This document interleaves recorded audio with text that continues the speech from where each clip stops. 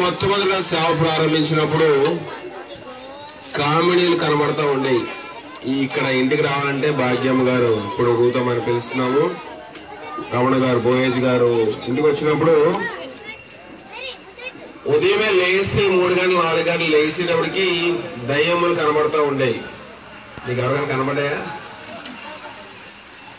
అలాంటి భయంకరమైన స్థలం ఇక్కడ ఉండేది. ఒక పక్కన ఇల్లు, ఒక పక్కన ఇటు పక్కన విగ్రహార్థికులు, ఇటు పక్కన వీళ్ళు ఉంటా ఉండేవారు. అప్పుడు ఇంకా మా బావగారికి జోషువా గారికి ఇంకా పిల్లవలేదు. అప్పుడు దాని ముందు చరిత్ర నేను చెప్తా ఉన్నాను. అలాంటి సమయంలో నా తండ్రి ఇక్కడ సేవ ప్రారంభించారు.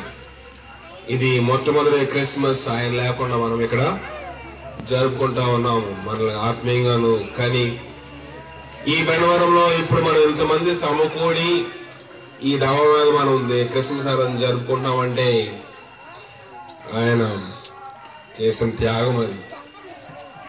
మనకి అప్పుడులో అయ్యగారు ఉన్నప్పుడు, మనకి గొప్ప ఉన్నప్పుడు, ఎవరైనా మనిషి ఉన్నప్పుడు మనిషి యొక్క విలువ తెలియకపోవచ్చు. కానీ ఇప్పుడు అయ్యగారు లేని లోటు మనకి పొట్టగొట్టినట్టు కనబడతా ఉన్నది.